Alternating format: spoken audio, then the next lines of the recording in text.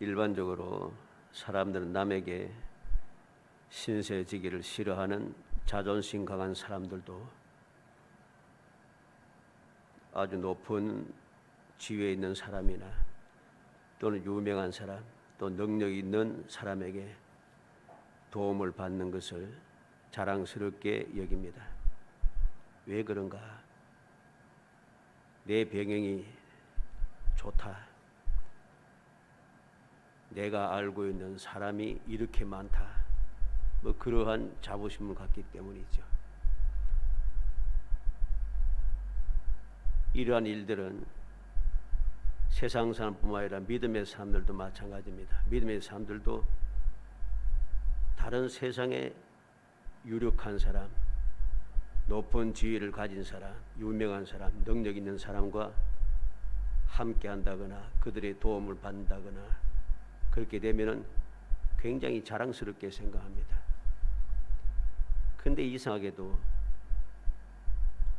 전지전능하신 창조주 하나님의 도우심을 받는 일에 대하여는 무시하는 경우가 많습니다. 또 하나님의 은혜로 되었다 하면은 싫어하고 못마땅해 하는 경우도 참 많아졌습니다. 왜 그런가? 모든 것을 인간적인 편에서 저 나 자신의 중심으로 모든 것을 생각하고 모든 것을 자유라고 주장한다는 것이죠. 그래서 내가 노력해서 내 힘으로 내 능력으로 했는데 왜 이게 하나님의 은혜인가? 이해를 못하고 이해 못한다기보다도 아주 싫어하는 거죠. 하나님의 은혜입니다. 그건 못마땅해 하는 거예요. 이전에는 믿음의 사람들이 그렇게 고백하면은 믿지 않는 사람들이 못마땅해 했습니다. 근데 오늘날에는 믿는 사람이 못마땅해 합니다. 왜 이게 문제가 되느냐? 그것은 하나님의 사랑, 하나님의 긍휼, 하나님의 은혜를 깨닫지 못하는 어리석음이고 하나님의 언약과 기이하신 도우심을 믿지 않는 교만함입니다. 오늘 본문을 통해서 우리는 하나님께서 주신 은혜에 대해서 살펴보려고 합니다. 제목도 은혜 이렇게 했습니다마는 왜 은혜라고 하는지 우리는 말씀을 통해서 살펴야 됩니다. 그래서 어리석고 그리고 교만하고 불쌍한 사람이 아니라 언제든지 이러한 은혜를 받는 행복한 사람이 되기를 주의 이름으로 축복을 합니다. 모든 것이 하나님의 은혜라고 깨닫는 것, 이게 중요합니다. 하나님께서 이렇게 나를 기억하고 계시고 모든 일에서 내게 은혜를 베푸신다라고 하는 것을 깨닫고 믿는 것, 이건 너무나도 소중한 것입니다. 왜 그렇겠습니까? 이 세상은 세월이 흐르면 흐를수록 점점 모든 것이 복잡해지고 문제가 심각해집니다.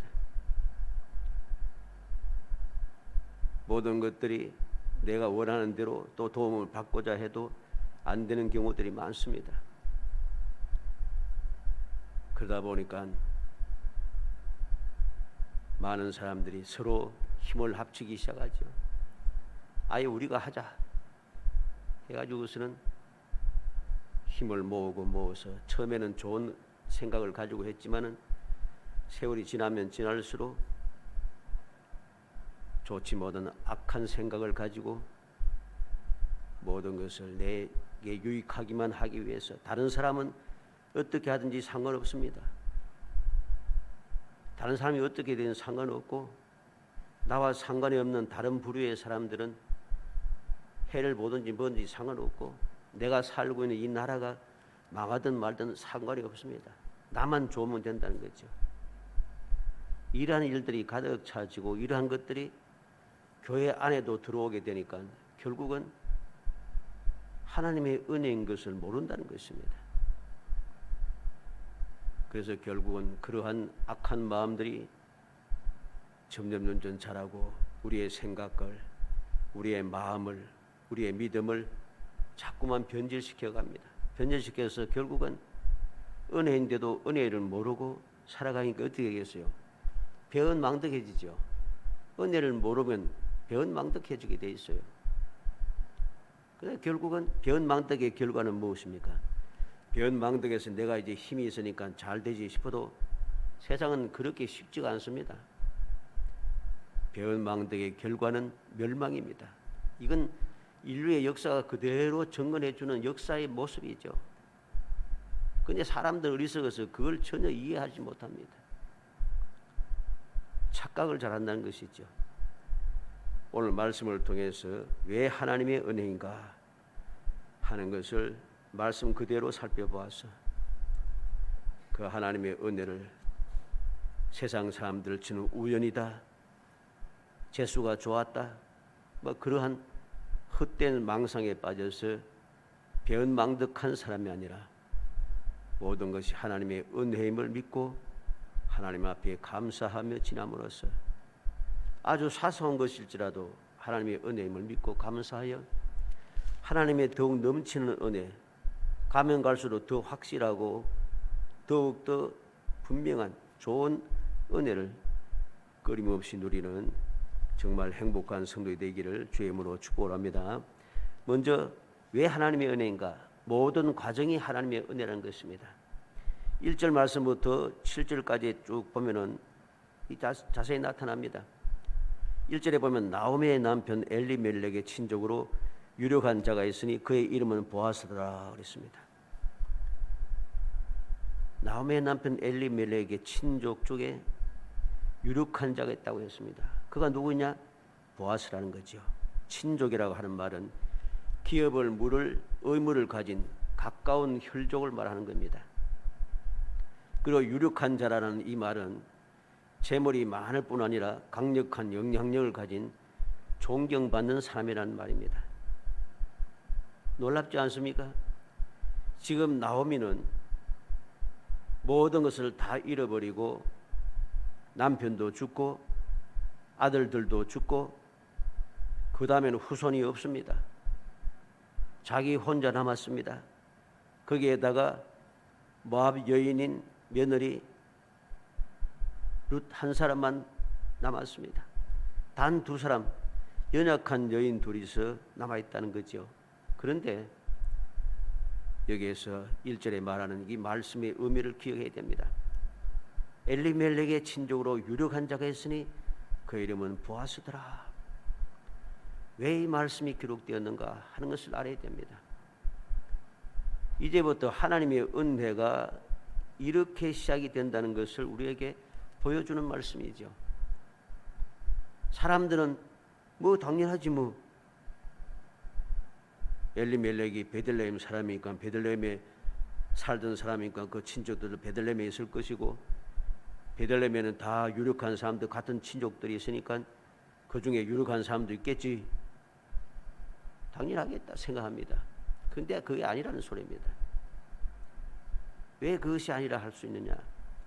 2절로 7절에 보면 모압 여인 룻이 나오미에게 이르되 원하건대 내가 밭으로 가서 내가 누구에게 은혜를 입으면 그를 따라서 이삭을 주겠나이다 하니 나오미가 그에게 이르되 내 따라 갈지어다 하며 룻이 가서 베는 자를 따라 밭에서 이삭을 주는데 우연히 엘리멜렉의 친족 보아스에게 속한 밭에 이르렀더라.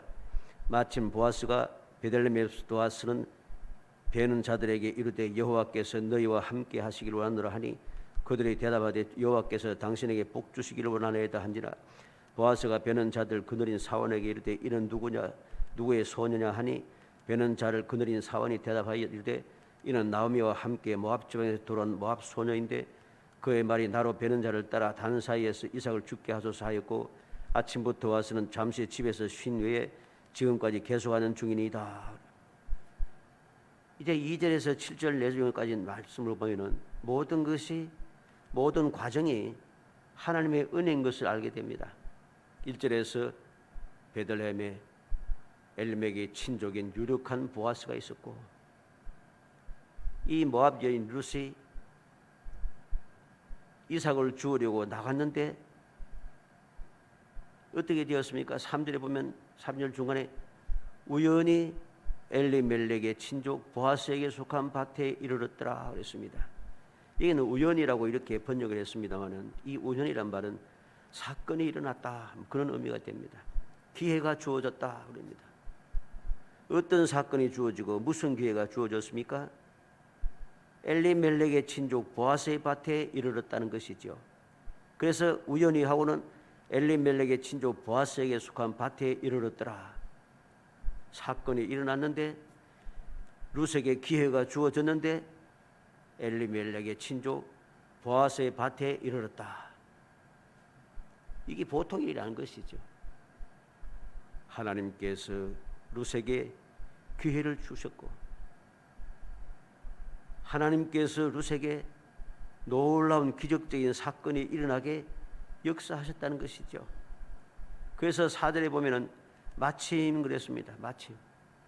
이 마침이라는 말은 보라 하는 뜻입니다. 보아라. 놀랍다는 것이죠. 무엇을 보랍니까? 보아스가 왔다는 것입니다. 바로 엘리멜렉의 친족이고 유력한 자인 보아스가 왔다. 보아라. 얼마나 놀라운가. 보아스가 베들레헴에서 와서 베는 자들에게 이르되 그렇습니다. 마침 보아스가 룻이 이삭을 죽는 그 시간에 찾아왔다는 것이죠. 그리고 이야기합니다. 5절 말씀 끝에 보면 이는 누구의 소녀냐? 룻에게 관심을 가지고 있습니다. 즉 보아스의 눈에 룻이 눈에 떠였다는 것이죠. 이게 하나님의 은혜입니다. 그리고 6절 말씀에 보면 하반절에 나오미와 함께 모압 지방에서 돌아온 모압 소녀인데 그랬습니다. 그리고 7절 하반절에는 아침부터 와서는 잠시 집에서 쉬내에 지금까지 계속하는 중이니다. 사환이 좋게 이야기해 줍니다. 이 룻에 대하여 좋은 말을 해줬다는 것이죠. 이 모든 과정이 하나님의 은혜입니다. 단순하게 우연히 이렇게 되었다. 세상 사람들은 그렇게 말할지 모르지만 이 모든 것은 하나님의 은혜인 것입니다. 하나님께서 유력한 친족이 있게 하셨고 바로 그가 룻이 이삭을 주우러 가는 그 밭이 바로 보아스의 밭이었고 이삭을 줍는 그 시간에 바로 보아스가 도착하였고 보아스의 눈에 떠이고 모든 사람들이 이 룻에 대하여서 좋은 말을 해주고 있다는 것이죠. 이 모든 과정이 하나님의 은혜가 아니고는 일어날 수 없는 일입니다. 왜? 오늘 말씀에도 이야기하고 있습니다만 모압 소녀라고 하는데 모압 지방에서 돌아온 모압 소녀인데 하는 말이 강조되고 있습니다. 모압 지방에서 오는 모압 소녀라. 이방 여인이라는 소리입니다. 그런데 그러한 여인에 대하여서 그들은 좋은 말을 해주고 있다는 것. 그래서 모든 과정이 하나님의 은혜라는 것입니다. 두 번째는 왜 하나님의 은혜인가? 보아스의 마음이 감동이 되어서 확실하고 좋은 혜택을 베풀고 있다는 것입니다. 8절로 9절에 보면 보아스가 룻에게 이르되 내 따라 들으라. 이삭을 주우러 다른 밭으로 가지 말며 여기서 떠나지 말고 나의 소년들과 함께 있으라. 그들이 베는 밭을 보고 그들을 따르라. 내가 그 소년들에게 명령하여 너를 건드리지 말라 하였느니라. 목이 마르거든 그릇에 가서 소년들이 기로운 것을 마실지니라 하는지라. 다른 밭으로 가지 말라. 이삭을 죽기 위해서 다른 밭으로 가지 말라고 이야기합니다. 이 밭에서 떠나지 말라고 합니다. 그리고 소년들이 베는 소년들을 따라서 그들을 따라서 가서 이삭을 주우라고 합니다. 그리고 소년들에게 명령해서 건드리지 말라고 하였다고 가르쳐 줍니다. 목이 마르거든 소년들이 기로운 것을 마시라고 합니다. 확실하고 좋은 혜택이 주어진 것이죠. 이게 무슨 확실하고 좋은 혜택이냐 싶으지만은 원래 이 모든 이삭을 줍는 이 모든 일들은 하나님께서 율법으로 딱 정해놓은 것입니다. 그러나 사사시대에는 자기의 뜻에 좋은 대로 행동했기 때문에 하나님의 말씀, 율법의 말씀대로 지키지 않아요. 지키지 않습니다.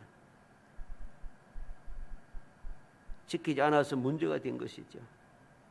그런데 이 보아스는 룻에게 그렇게 하도록 혜택을 줄 뿐만 아니라 떠나지 말고 있으라고 이야기합니다. 이삭을 주울 때도 목이 마르면 물 길러 가지 말고 소년들이 길어온 것을 마시라고 합니다. 아무도 건드리지 말라고 명령을 내렸습니다. 건드리지 말라고 명령을 내린 것도 중요한 것입니다.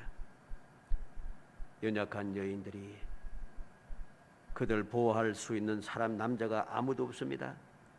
더군다나 이방 모압 여인입니다.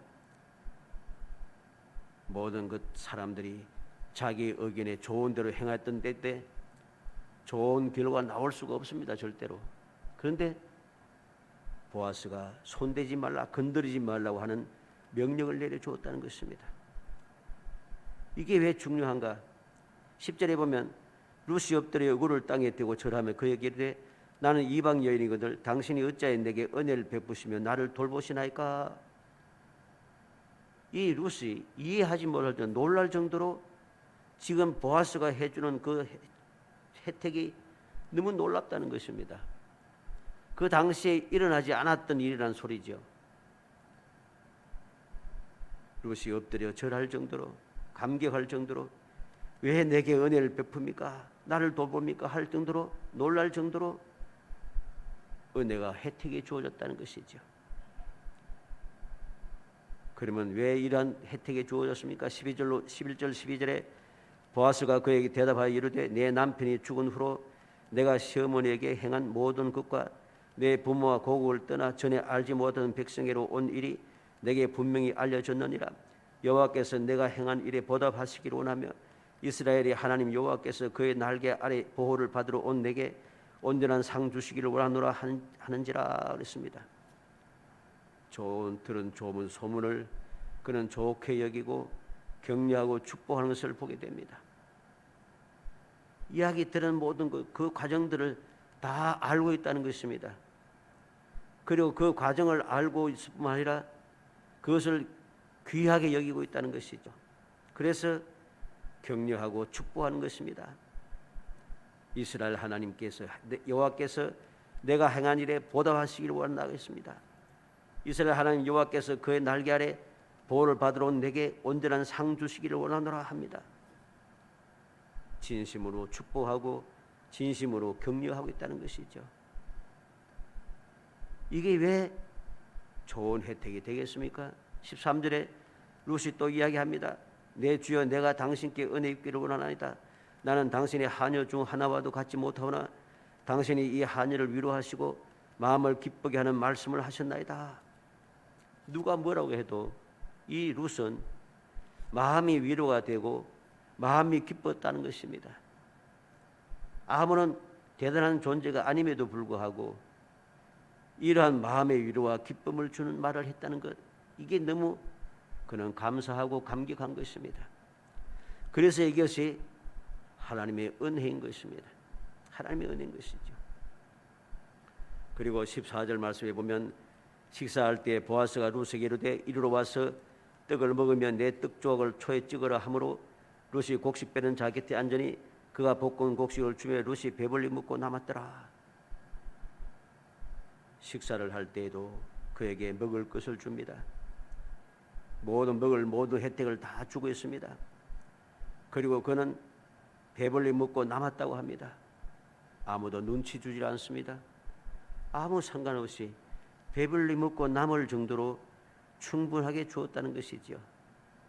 아무도 그에게 눈치 주지 않고 평안하게 먹고 남을 수 있도록 은혜를 받았다는 것이, 혜택을 받았다는 것이죠. 그리고 더 놀라운 확실하고 좋은 혜택이 더 지어집니다. 15절 16절에 룻이 이삭을 주우러 일어날 때 보아스가 자기 소년들에게 명령하여 이르되 그에게 곡식 단을 사이에서 죽게 하고 책망하지 말며 그를 위하여 곡식 다발을 해서 조금씩 뽑아서 버려서 그에게 죽게 하고 꾸짖지 말라 하니라. 놀랍게도 곡식단을 베는 사람 사이에서 곡식을 죽게 합니다. 뿐만 아니라 곡식 다발에서 조금씩 뽑아서 그가 죽도록 해주라고 합니다. 혜택을 아주 확실하게 주고 있는 거죠. 이러한 혜택을 어떻게 우연히 받을 수 있겠습니까? 이게 하나님의 은혜라는 것입니다. 우리는 이 놀라운 하나님의 은혜를 마음에 새기고 또 새기게 됩니다.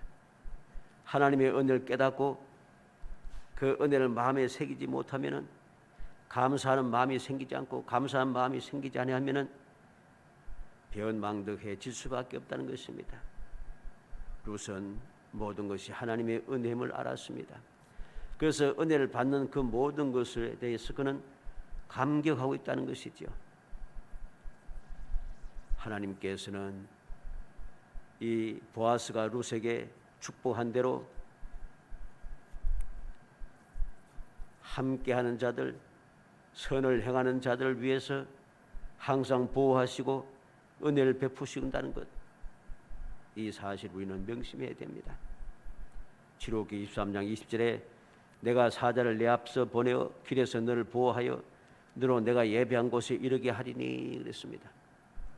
하나님께서는 택한 백성들을 위해서 앞서 사자들을 보내신다는 것이죠. 왜 보내시는가? 길에서 보호하며 그랬습니다. 길에서 앞서 보내어서 길에서 보호하고 예비한 곳에 이르게 하리니, 인도하여 안전하게 도착하게 해주겠다고 약속하고 있는 것이죠. 신명기 32장 10절에 여호와께서 그를 황무지에서 짐승의 부르짖는 광야에서 만나시고 호위하시며 보호하시며 자기 눈동자같이 지키셨도다. 하나님께서 택한 백성들을 어떻게 하시는가? 황무지에서 짐승이 부르짖는 광야에서 만나주시고 호위해 주시고 보호해 주시고 눈동자같이 지켜주시는 분입니다. 이러한 은혜를 아는 사람들은 항상 은혜에 감사하며 하나님의 보호 안에 살기 위해서 힘쓰고 했습니다. 마치 룻이 나오미를 떠나지 않고 나메와 함께 베들레헴에 도착하여 이스라엘 백성 가운데 살기를 원한 것과 같은 것입니다. 베드로전서 1장 5절에 너희가 말세에 나타내기로 예비하신 구원을 얻기 위하여 믿음을 말미암아 하나님의 능력으로 보호하심을 입었나니, 주를 믿는 믿음의 사람들은 항상 그 믿음 때문에 하나님께서 능력으로 보호하신다는 것, 이게 하나님의 변함없는 사랑이고 변함없는 약속이고 변함없이 이루어주시는 은총인 것입니다. 그리고 하나님의 보호는 어떠한가? 유다서 1장 24절에 능히 너희를 보호하사 거침이 없게 하시고 너희로 그 영광 앞에 흠이 없이 즐거움으로 서게 하실 자라 했습니다. 우리를 보호하신데 아부는 그리낄 것이 없습니다. 항상 흠이 없이 영광 가운데 설 수 있도록 우리를 지켜주시고 보호하시고 인도하신다는 것이죠. 이러한 사실을 깨닫는 믿음의 사람들은 결코 그 은혜의 자리에서 떠나려고 생각지 않습니다. 사람의 생각할 때 모든 희망이 다 사라져서 절망이고 이제는 방법이 없을 그러한 순간에도 떠나지 않는다는 것이죠.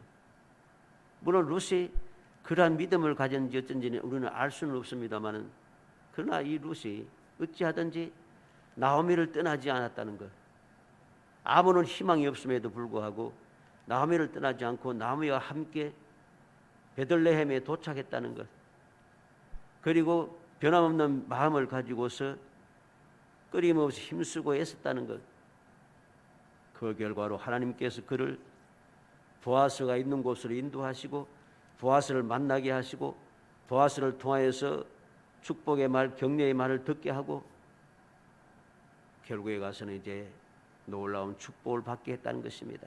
이게 하나님의 은혜인 것입니다. 그래서 믿음의 사람들은 어떻게 고백합니까? 시편 46편 1절로 3절에 하나님은 우리의 피난처시오 힘이시니 환난 중에 만날 큰 도움이시라. 그러므로 땅이 변하든지 산이 흔들려 바다 가운데 빠지든지 바닷물이 흉흉하고 뛰놀든지 그것이 넘침으로 산이 요동할지라도 우리는 두려워 아니하리로다. 다윗은 담대하게 이야기합니다. 여호와 하나님이 내게 어떠한 분인지 그의 믿음을 단단하게 흔들리지 않는 믿음을 고백하고 있습니다. 하나님께 영광 돌리고 있는 거죠. 하나님께서 나의 모든 것이 되신다는 것. 내게 주어진 모든 것은 하나님의 은혜임을 고백하고 있으면서 전혀 두렵지 않다고 이야기하고 있는 것입니다. 우리가 항상 명심해야 됩니다. 내가 이렇게 믿음을 하나님 앞에 고백하고 믿음의 삶 통해서 감사를 이렇게 주님 앞에 내어놓을 때에 하나님께서 믿음을 가지고 감사하는 사랑하는 백성들 위해서 끊임없이 역사하신다는 거죠. 그들 위해서 끊임없이 찾아와서 그들 돕는 자들 계속해서 붙여주시고 그들 가는 길을 선한 길로 인도해 주시고 그들 지켜 보호해 주시고 그에게 필요한 모든 것을 공급하실 뿐만 아니라 결국은 마음 끝까지 영원토록 행복하게 역사해 주신다는 것입니다. 이게 바로 오늘 루시에게 받은 하나님께 베푸시는 은혜의 그 과정을 우리에게 보여주는 것이고 그 결과도 우리가 알듯이 하나님의 은혜는 절대로 변함이 없다는 사실을 우리는 알아야 합니다. 하나님께서는 이사야 선지자를 통해서 말씀합니다. 이사야 40장 1절에 너희 하나님이 가라사대 너희는 위로하라 내 백성을 위로하라. 하나님께서 무엇을 원하십니까? 하나님의 택한 백성, 하나님을 믿고 의지하는 백성들을 위로하기를 원하십니다. 그래서 말씀을 왜 기록했겠습니까? 우리에게 교훈을 주기 위해서, 우리를 위로하기 위해서. 아무리 희망이 없다고 절망이라고 생각하는 그 순간에도 두려워하지 말라고 이렇게 아무도 없는 희망이 없는 이 룻에게도 나오미에게도 하나님께서 이렇게 은혜를 베푸셔서 위로하신다는 그 사실을 우리에게 교훈하기 위해서 이 말씀은 기록된 것이죠. 그리고 예수님께서 말씀하십니다. 요한복음 14장 23절에 예수께서 대답하여 가라사대 사람이 나를 사랑하면 내 말을 지키리니 내 아버지께서 저를 사랑하실 것이 우리가 저에게 와서 그처를 저와 함께하리라. 내가 주님을 사랑하고 주를 믿고 주를 의지하며 주의 말씀에 순종하며 살아가면은 하나님께서 우리를 사랑하시고 하나님께서 그처를 함께 해주신다는 거죠. 하나님의 사랑을 받고 하나님께서 그처를 함께 하신다면 모든 것은 다 잘 될 수밖에 없습니다. 결국은 모든 것이 복이 된다는 것이죠. 우리는 이 놀라운 하나님의 사랑의 역사, 우리에게 교훈을 주시는 이 말씀, 위로하라고 하시는 주님의 음성을 다시 한번 마음에 새기겠습니다. 이 믿음을 가지고 우리가 교훈 받은 대로 굳건한 믿음으로 어떤 상황에도 어떤 그 환경에도 두려워하지 않고 믿음을 가지고 앞을 향하여 전진해 간다면 주님을 사랑하는 그 사랑을 변치 아니하고 주님을 믿고 의지하는 믿음이 흔들리지 않고 끊임없이 전진하고 또 전진한다면 하나님께서 모든 것이 은혜가 되도록 역사해 주신다는 것입니다. 이게 오늘 말씀을 통해 우리에게 주시는 하나님의 은혜의 말씀인 것이죠. 오래전 이야기입니다마는 수백 년 전의 이야기지만 그 우리가 마음에 생각해야 될 그런 이야기이기 때문에 다시 한번 이야기를 합니다. 영국의 한 청년이 오래전에 전기선을 타고 영국에서 미국으로 가게 됩니다. 그런데 이 청년은 돈이 없어 가난합니다. 그래서 식당에 가서 밥을 사 먹을 수가 없었어요. 그래서 건빵이라든가 아주 그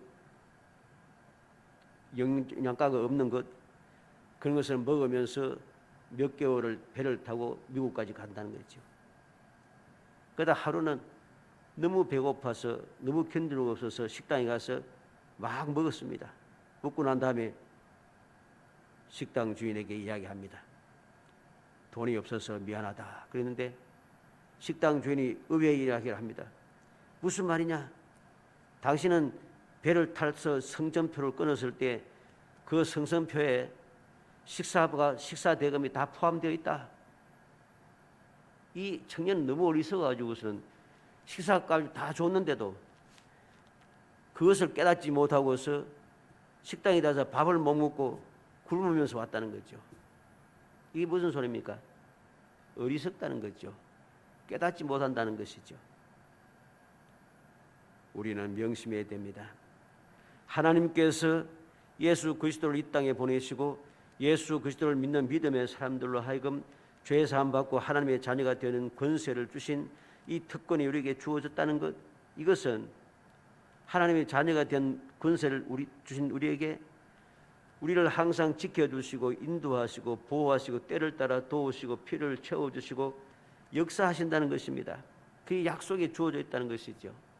그런데 우리는 이 놀라운 주님의 사랑의 약속을 믿지 못하고 오늘도 세상 사람들처럼 세상 사람들과 같은 생각을 가지고 같은 마음을 가지고 같은 행동을 하면서 같이 그러니까 아둥바둥하면서 그렇게 원망하면서 살아갑니다.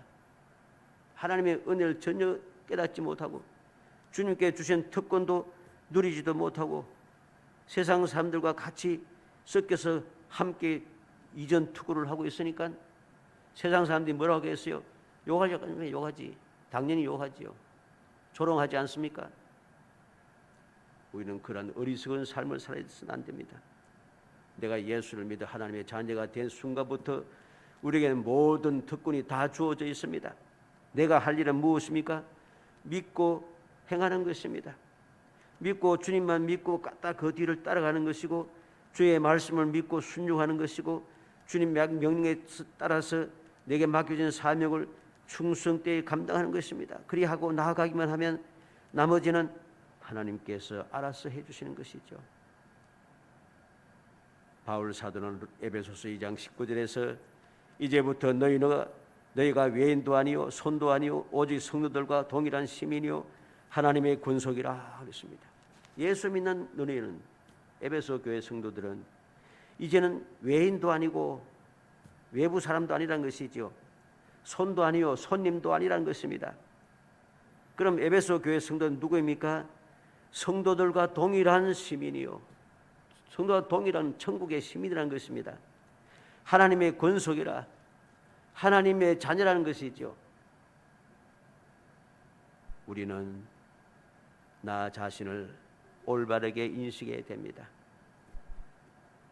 하나님께서 나를 왜 택하여 주셨는지, 나를 어떠한 은혜를 베푸셨는지 다시 한번 마음에 새기고 또 새겨야 됩니다.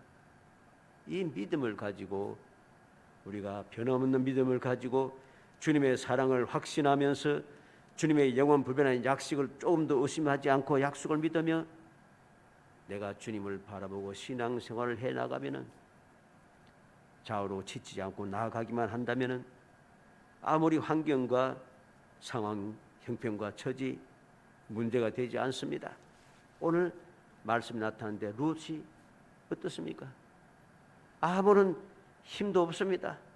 알아주는 사람도 없고 아는 사람도 없습니다. 인간적으로 볼 때는. 그런데 하나님께서는 이미 다 알게 해놨어요. 다 알게 해줬습니다. 보아스가 이야기하지 않습니까? 이야기를 다 들었다는 거죠. 내가 다 듣고 다 알고 있다고 이야기합니다. 아무도 모르고 힘들고 어렵다고 생각했는데 다 알게 역사하셨다는 것. 이게 바로 하나님의 은혜입니다. 내가 깨닫지 못한다고 해서 내 눈에 보이지 않는다고 해서 아무것도 아닌 것이 아닙니다. 하나님의 은혜는 항상 준비되어 있다는 것. 내가 믿음으로 주님을 사랑하는 마음을 가지고 앞을 향하여 가기만 하는 주님을 향해 가기만 하면은 주님께서는 준비해 놓으신 대로 우리를 인도해 주신다는 것. 인도할 때 그냥 인도하는 것이 아니라 지켜 보호하신다는 것. 그냥 지키고 보호하는 것 끝나는 것이 아니라 필요를 채워주신다는 것. 그리고 마침내 약속의 땅에 도달하게 하신다는 사실을 우리가 굳게 믿고 모든 것이 하나님의 은혜라고 바울 사도처럼 고백할 수 있는 사람, 결과적으로 이 룻처럼 은혜의 힘을 깨닫고 감격할 수 있는 사람, 이런 사람이 되어서 세상은 힘들다고 하고 모든 사람들은 어렵다고 하고 실제로 상황이 좋지 못한 그런 상황일지라도 하나님의 은혜를 믿으며 담대히 나아가서 언제 어디든지 누구에게든지 당당하게 하나님의 은혜를 입었다고 자랑스럽게 말하는 사람, 하나님의 은혜를 받았다고 감사 감격하는 사람, 그래서 하나님의 은혜를 더 풍성하게 영원히 누리는 행복한 성도이 되시기를 주의 이름으로 축복합니다. 은혜 감사합니다. 사랑하여 주셔서 택하여 주시고 택한 저희를 하여금 주님의 은혜를 기억하게 하시고 항상 감사 감격하며 살아갈 수 있도록 일깨워 주심을 감사합니다. 모든 사람들이 보기에는 절망적이고 희망이 도무지 없는 상황, 그런 상태일지라도 하나님께서는 저희들 기억하시고 약속한 대로 인도하시며 보호하시고 때를 따라 도우시며 피를 채워주시고 끝없는 사랑으로 돌봐주심을 감사합니다. 그 놀라운 주님의 사랑을 조금도 의심하지 않고 믿음을 가지고 오직 주님만 바라보며 살아가는 저희들이 되게 하시기 원합니다. 믿음의 주 온전케 하신 예수 그리스도만 바라보고 그 음성에 귀 기울이며 그 명령에 순종하고 맡겨진 사명에 충성을 다하여 마침내 하나님의 은혜였다고, 모든 것이 하나님의 은혜였다고 고백하고 자랑스러워할 수 있는 행복한 성도가 될 수 있도록 끝없는 사랑으로 도와주시기를 간절히 소원하옵고 예수님의 이름으로 기도합니다. 아멘.